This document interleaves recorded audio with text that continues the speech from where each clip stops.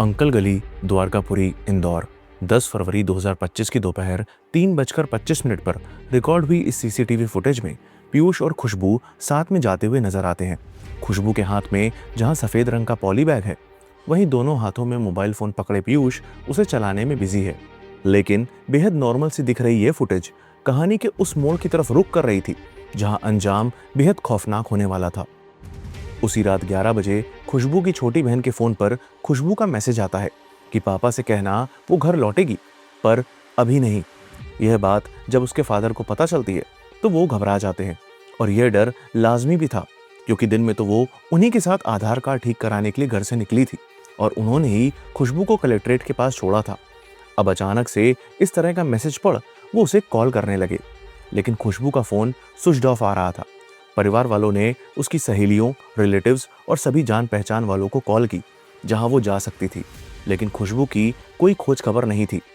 एक तरफ जहां फिक्र में डूबे घर वाले खुशबू के बारे में पता कर रहे थे, वहीं दूसरी तरफ उसी रात खुशबू के कॉलेज के ऑफिशियल व्हाट्सएप ग्रुप में 11 आपत्तिजनक वीडियोस पोस्ट होते हैं जो एक कपल के इंटीमेट मोमेंट्स के थे। इन सभी वीडियोस में लड़के का चेहरा तो इमोजी से कवर्ड होता है, लेकिन लड़की का चेहरा साफ नजर आ रहा था, और वो लड़की कोई और नहीं बल्कि खुशबू थी, और ये वीडियोस उसी के ही नंबर से फॉरवर्ड हुए थे।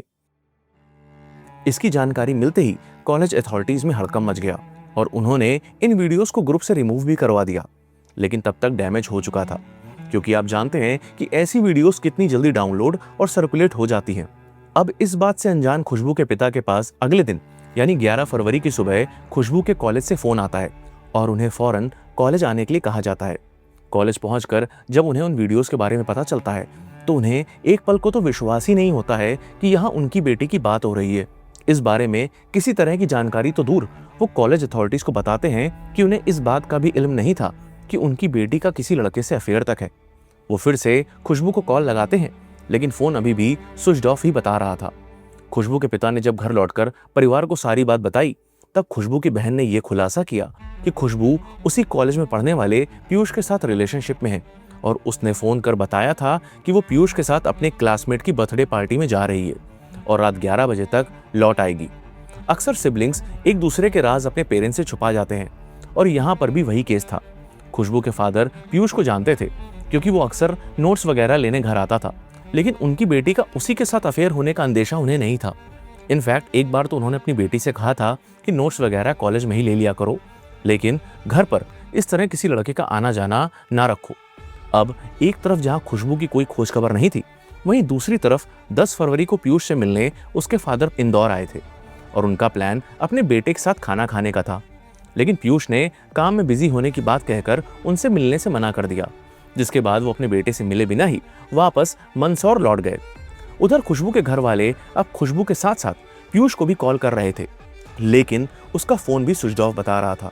खुशबू की बहन लगातार ट्राई कर रही थी कि तभी कुछ देर बाद खुशबू के फोन पर रिंग जाने लगती है और कई बार कॉल करने पर उसकी कॉल रिसीव भी हो जाती है, लेकिन दूसरी तरफ से खुशबू नहीं बल्कि पीयूष बोलता है और कहता है कि अभी थोड़ी देर में वो खुशबू से बात करवा रहा है, लेकिन उनकी एक बार भी खुशबू से बात नहीं हो पाई।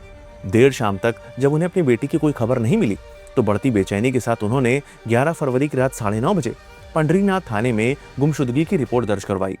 अब इधर मिसिंग रिपोर्ट लिखी जा रही थी, वहीं दूसरी तरफ उसी शाम खुशबू के वही वीडियोस उसके सभी रिलेटिव्स, फैमिली मेंबर्स और जान पहचान वालों के व्हाट्सएप पर पहुंच गए। And the shocking fact was कि ये सभी वीडियोस खुशबू के ही फोन से फॉरवर्ड हुए थे। इनफैक्ट उसके व्हाट्सएप स्टेटस पर भी अपलोड थे। उसी रात पुलिस स्टेशन से कांस्टेबल उस घर भी गया था जहां पीयूष किराए पर रहता था, लेकिन गेट पर ताला लगा देकर वो मकान मालिक को किसी के आने पर इंफॉर्मेशन देने की बात कहकर लौट गया। 13 फरवरी 2026 द्वारकापुरी की अंकल गली में रहने वाले रेसिडेंट्स सुबह से ही तेज बदबू से परेशान थे। ये बदबू उसी गली के घर से आ रही थी और लोगों का सांस लेना तक मुश्किल हो गया था। किसी अनहोनी की शंका के चलते मोहल्ले वालों ने तुरंत पुलिस को इन्फॉर्म किया, जिसके थोड़ी देर बाद द्वारकापुरी पुलिस मौके पर पहुंची और जब वो उस घर की पहली मंजिल पर बने उस कमरे का दरवाजा तोड़ अंदर घुसी तो मंजर देख उनके भी होश उड़ गए।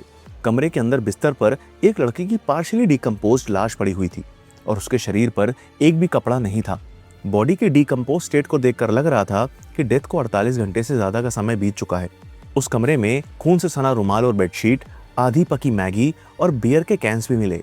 पुलिस ने बॉडी को पोस्टमार्टम के लिए भेजा और शिनाख्त के लिए खुशबू के पिता को बुलाया, लेकिन बॉडी की डिकम्पोज स्टेट को देखते हुए पुलिस ने लाश के पैरों में मौजूद सॉक्स को आइडेंटिफिकेशन के लिए यूज किया। जब शिनाख्त के लिए यही सॉक्स खुशबू के फादर को दिखाए गए तो एक पल में ही उनकी दुनिया ही हिल गई। यह लाश उनकी बेटी खुशबू की थी और जिस घर में वो पाई गई वो रेंटेड रूम था पीयूष धनोटिया का। इस केस की डिटेल्स जितनी डरावनी है उससे कहीं ज्यादा खौफनाक है वो वजह, वो मानसिकता जो हमें ये सवाल पूछने पर मजबूर करती है कि आखिर इंसान के अंदर का अंधेरा इतना गहरा कब से हो गया और क्या आज भी इंसानियत वाकई जिंदा है या सिर्फ एक लफ्ज बनकर रह गई है। Welcome to the show. My name is Shashwat and you are watching the chilling case of deadly obsession. Dwarkapuri की अंकल गली के इस घर में एक लड़की की लाश से हड़कंप मच गया था। पुलिस के साथ साथ मीडिया भी इकट्ठा हो चुकी थी। जिस बेटी की तलाश एक पिता कर रहा था उसका अंत इस हाल में होगा यह कोई बुरे सपने में भी नहीं सोच सकता था। मौके पर पुलिस फोर्स के साथ पहुंची एसआई सोनाली सिंह के लिए क्राइम सीन पर जाना डेली वर्क रूटीन का हिस्सा था, लेकिन इस केस में जिन चीजों से उन्हें रूबरू होना पड़ा वैसा उन्होंने अपने 8 साल के करियर में नहीं देखा था। खुशबू की लाश गलने की कंडीशन तक पहुंच चुकी थी, शरीर से कपड़े गायब थे और जिस्म पर गहरे चोट के निशान थे। बॉडी को देखकर लग रहा था कि हत्या बहुत ही बेरहमी से की गई है और इसे अंजाम दिए 48 घंटे से ज्यादा का वक्त बीत चुका है।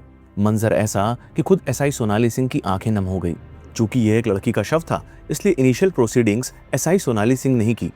खुशबू के सीने पर चाकू से इतने वार किए गए थे कि एक चाकू पूरी तरह से मुड़ गया था, जिसके बाद कातिल ने दूसरे चाकू का इस्तेमाल किया था। ये दोनों ही चाकू, एडहेसिव टेप और खून से सने कपड़े भी पुलिस को बरामद हुए। बॉडी की कंडीशन ऐसी हो गई थी कि पोस्टमार्टम करने वाली मेडिकल टीम तक सहम गई। महिलाओं से जुड़े ऐसे जघन्य मामलों में मिनिमम 3 डॉक्टर्स का पैनल होता है और जनरली लिमिटेड सैंपल्स लिए जाते हैं, लेकिन यहाँ हालत देखते हुए डॉक्टर्स ने बॉडी से लगभग 12 सैंपल्स जांच के लिए कलेक्ट किए। पुलिस को अब तलाश थी पीयूष की, जो इस वक्त लापता था और उसका फोन भी स्विच ऑफ आ रहा था। क्योंकि क्राइम सीन पर खुशबू का भी फोन नहीं मिला था इसलिए पुलिस ये मानकर चल रही थी कि हो ना हो उसका फोन भी पीयूष के पास है। जहां क्राइम सीन पर एफएसएल की टीम जांच कर रही थी वहीं पुलिस ने आसपास के सीसीटीवी कैमरास को खंगालना शुरू किया और उसी में उन्हें 10 फरवरी की दोपहर लगभग 3:30 बजे पीयूष और खुशबू साथ जाते नजर आए। एंड उसी शाम 7 बजे पीयूष कंधे पर बैग टांगे अकेले जाता हुआ दिखाई दिया। अब पुलिस की 2 टीमें मंदसौर और आसपास के डिस्ट्रिक्ट्स में घेराबंदी कर पीयूष की खोज में लग गईं। सीसीटीवी फुटेज में पीयूष के हाथ में 2 मोबाइल फोन साफ नजर आ रहे थे, जिसमें से एक जहां तक खुशबू का था, इसलिए पुलिस ने दोनों मोबाइल नंबर्स को कंटिन्यूअस सर्वेलेंस पे लगा दिया। आखिरकार इसका फायदा भी मिला जब पीयूष ने खुशबू का मोबाइल फोन ऑन किया। पीयूष की लोकेशन गोवा में ट्रेस हुई, जो लगातार मूव हो रही थी। पीयूष गोवा से महाराष्ट्र के पनवेल और फिर मुंबई के अंधेरी पहुंचा, जहां फाइनली एमपी पुलिस ने मुंबई पुलिस की मदद से उसे 15 फरवरी की अर्ली मॉर्निंग में अरेस्ट कर लिया। पुलिस ने बताया कि जब उन्होंने पीयूष को सादी वर्दी में चेस किया तो उसे लगा कि कुछ लोग उसे लूटने आ रहे हैं, इसलिए वो खुद को बचाने के लिए पुलिस स्टेशन की तरफ भागा, लेकिन उन्होंने उसे पकड़कर गिरफ्तार कर लिया। इंदौर से करीब 200 किलोमीटर दूर मध्य प्रदेश के मंदसौर डिस्ट्रिक्ट के कालाखेत एरिया में पीयूष धनोटिया का घर है। कमर्शियल मार्केट जोन में बना यह घर कुछ ही सालों पहले तैयार हुआ था, जहां पीयूष का परिवार लगभग 4-5 साल पहले शिफ्ट हुआ था और नीचे बनी दुकान पिता ने करीब 7,000 रुपए महीने के किराए पर दे रखी थी। पीयूष के पिता घनश्याम मंदसौर में किराना की दुकान चलाते हैं। पीयूष घर का इकलौता बेटा है और उसकी 2 बहनें हैं, जिसमें से उसकी बड़ी बहन की हाल में ही सगाई हुई थी। पीयूष का जन्म रतलाम के पास बाजना गांव में हुआ था, जो उसका ननिहाल था, लेकिन उसकी पूरी पढ़ाई मंदसौर में ही हुई थी। पिछले साल उसने आगे की पढ़ाई के लिए इंदौर जाने की जिद की और आखिरकार अगस्त 2025 के लास्ट वीक में उसे एमबीए कोर्स में एडमिशन दिलाया गया।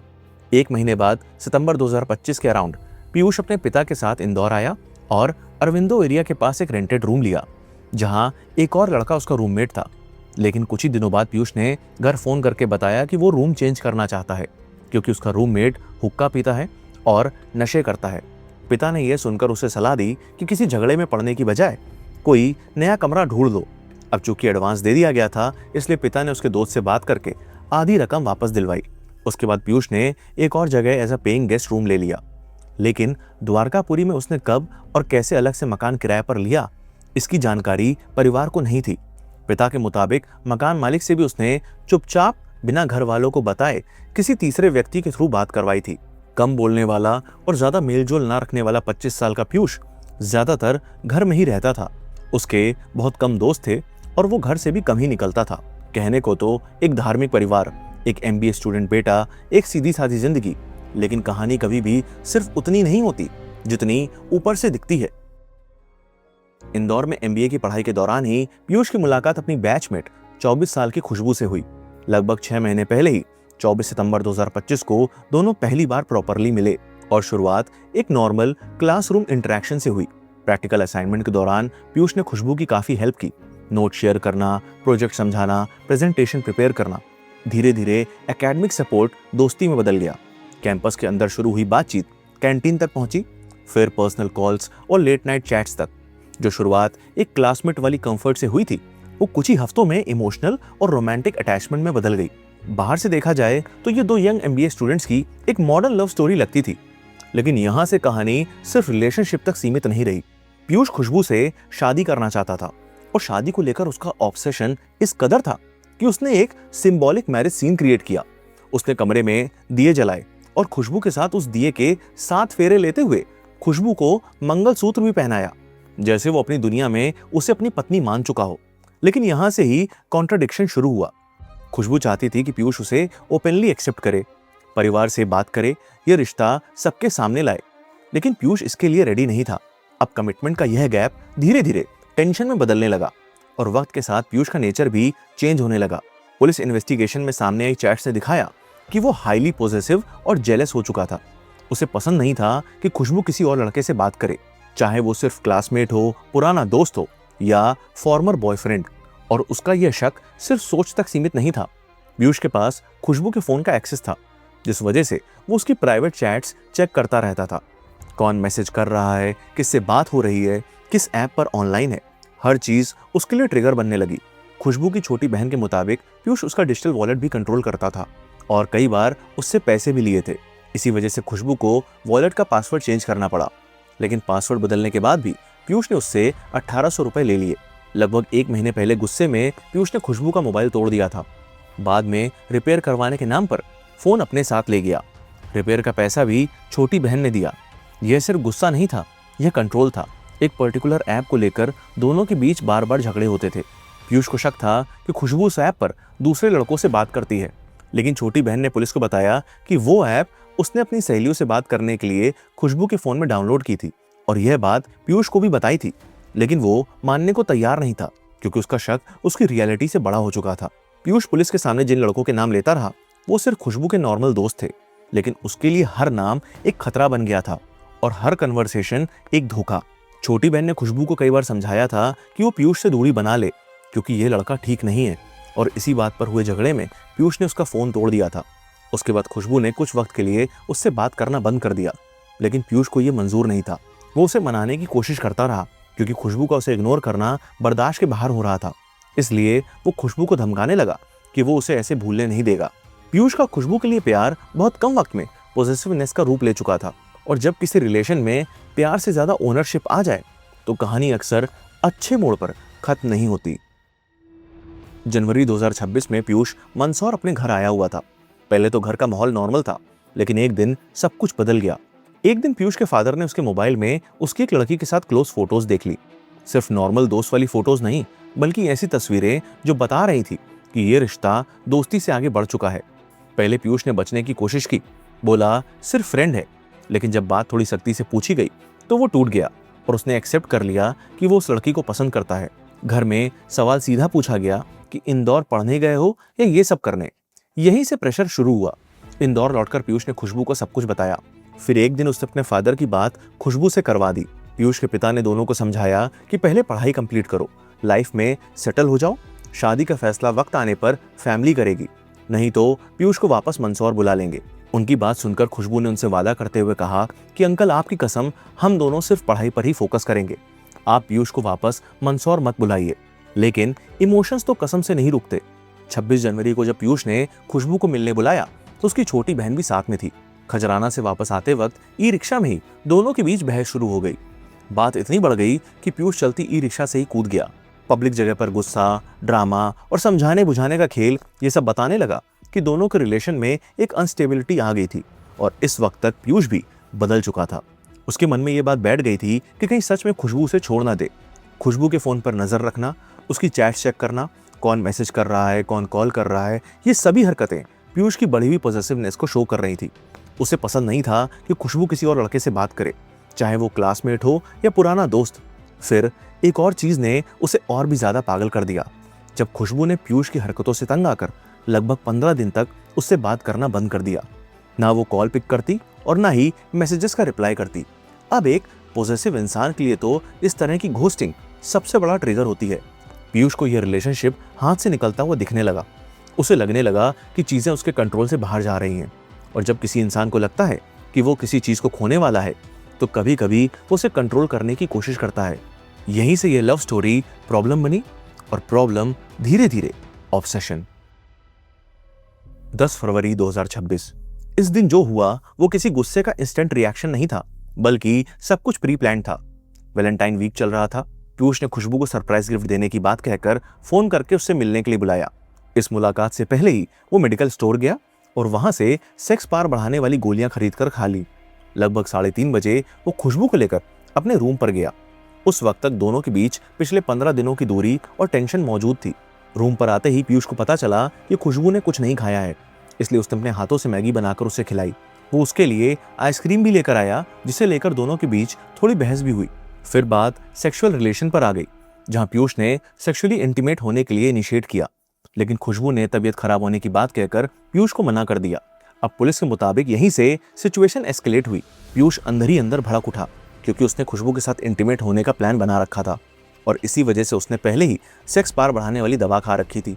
लेकिन खुशबू का यूं मना कर देना उसे एक रिजेक्शन की तरह दिखा। पीयूष ने अपना टोन बदला और खुशबू से कहा कि वो उसे सरप्राइज गिफ्ट देना चाहता है, लेकिन गिफ्ट देखने से पहले उसे आंखों पर पट्टी बांधनी होगी। बदकिस्मती से खुशबू इसके लिए मान गई, क्योंकि उसे अंदाजा नहीं था ये सरप्राइज नहीं, साजिश है। पहले पीयूष ने खुशबू की आंखों पर पट्टी बांधी, फिर बातों में फंसाकर हाथ पैर भी बांध दिए। हाथ पैर बंधे होने के चलते खुशबू चाह कर भी रेजिस्ट नहीं कर सकती थी। वो खुद को छुड़ाने के लिए लाख कोशिश कर रही थी, लेकिन कोई फायदा नहीं था। इसलिए जब खुशबू ने शोर मचाना शुरू किया तो पीयूष ने उसके मुंह पर कपड़ा ठूसकर उसका बलात्कार कर दिया। पीयूष इतने पर ही नहीं रुका, क्योंकि इसके बाद वो खुशबू के सीने पर बैठकर तब तक उसका गला दबाता रहा जब तक उसकी सांसें थम नहीं गई। हैवानियत की दास्तान इतने पर ही नहीं रुकी। थोड़ी देर तक लाश के पास बैठने के बाद वो फूटी कोठी एरिया में बियर शॉप से बियर लेकर लौटा और वहीं खुशबू की बॉडी के पास बैठकर उसे पीने लगा। अब सेक्स पावर बढ़ाने वाली दवाओं में मौजूद सिल्डेनाफिल सिट्रेट जब अल्कोहल से रिएक्ट करती है तो यह इनहिबिशंस यानी संकोच या हिचकिचाहट को कम और डिसीजन मेकिंग को इम्पेयर करती है, जिसके चलते रिस्की सेक्सुअल बिहेवियर्स ट्रिगर हो सकते हैं। और इस केस में तो पीयूष के अंदर पहले ही सनक सवार थी। अब पीयूष जो करने वाला था वो हैवानियत शब्द को भी छोटा साबित कर देगा।